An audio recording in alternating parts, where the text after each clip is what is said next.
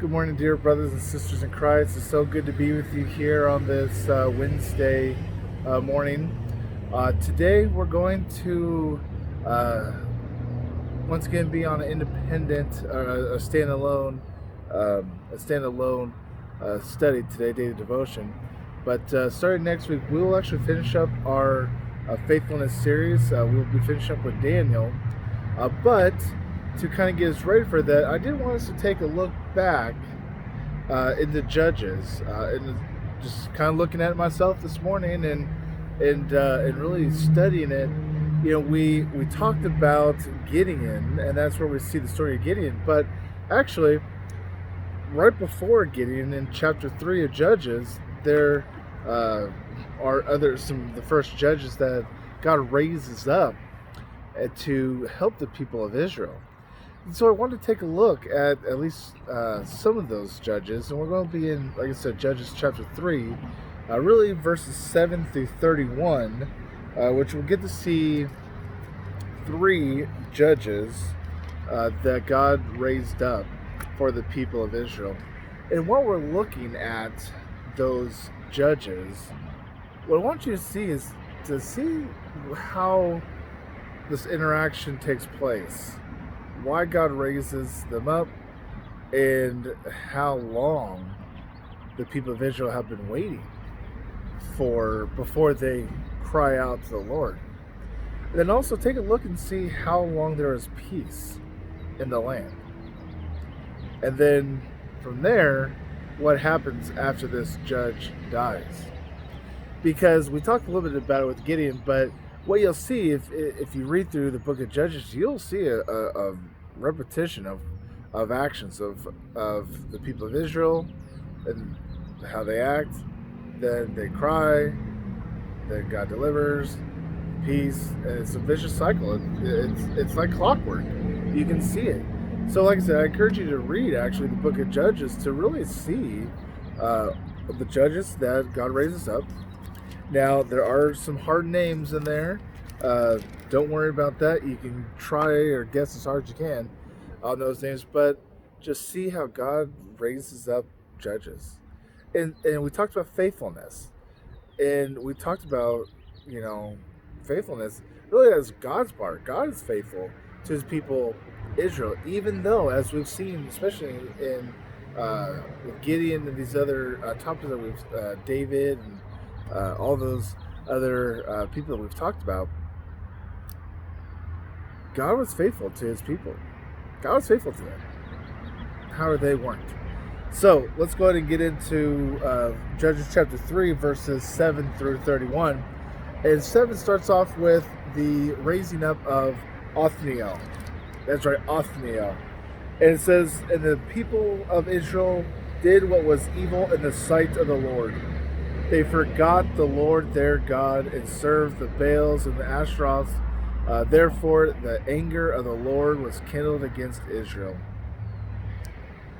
You're going to hear that quite a bit when you read the book of Judges, when God's raising up new judges, is you're going to hear that statement, verses 7 and 8, quite a bit, that the people of Israel did what was wrong in the sight of evil in the sight of the Lord, and they forgot their God, and they served the Baals and the Ashtaroths. So that leaves a question. It's kind of looking at us in our lives. How many times do we forget the ways of the Lord and do what is evil in his sight? Even as Christians, we don't always live up to what is right. We read, Paul says, "I do the things that I do not want to do, and I don't do the things that I want to do." It's that living by the Spirit and living by the flesh, or as Luther would call it, really the two kingdoms. But we won't go into that too much. But once again, it kind of shows us that we don't always do the things that we ought to do, the things that God wants us to do. And we tend to do what we want to do. And so look what happens. Look what happens. It's so bad that God's anger raises up against the people of Israel. And so now, in this case with Othniel, the king of Mesopotamia uh, takes the people in under control. Then the people of Israel served this king for 8 years.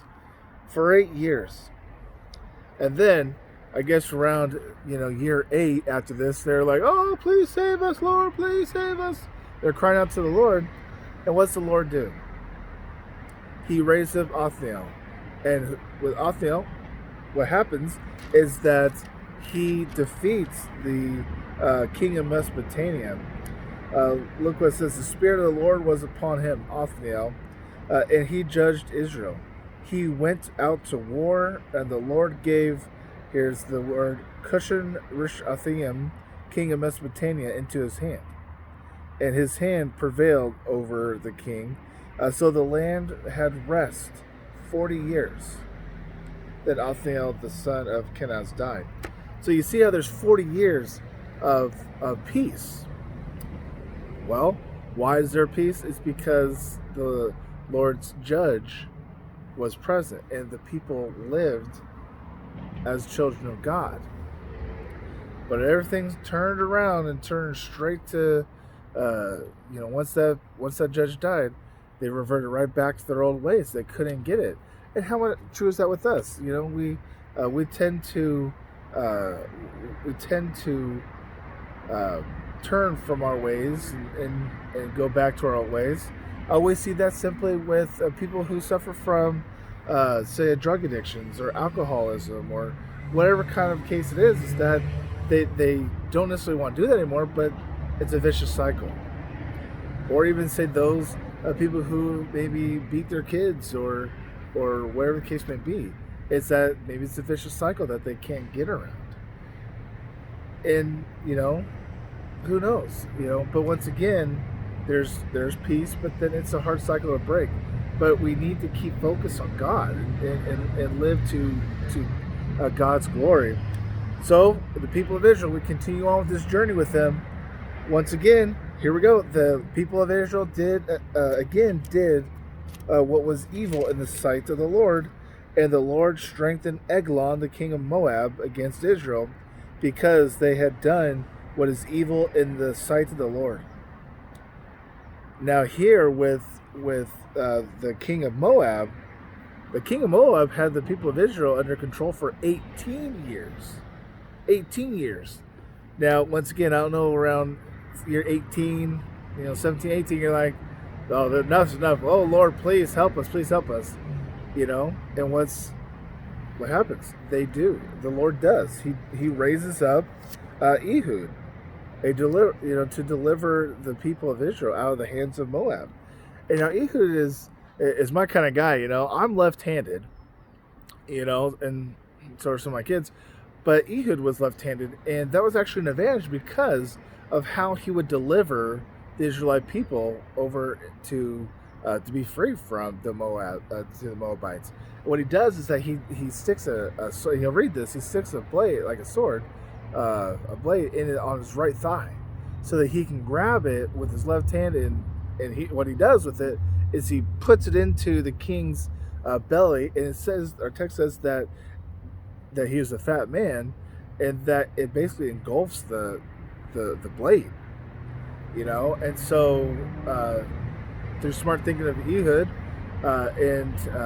and so through that, the Israel people are free. They defeat the enemy. They kill all the men. It says that they killed 10,000 men, 10,000 Moabites. And once again, Israel had peace for 80 years at this point in time. So double that amount of time. And then we hear about Shagar, who killed 600 Philistines with an ox goad, and he saved Israel. I say all this just simply because throughout life and in our time now, we don't always live up to God's way, and God raises up people to bring people back to Him. And I encourage you to look at yourselves as that way. God is using you to bring His light to this world. Dear brothers, have a great day. Peace.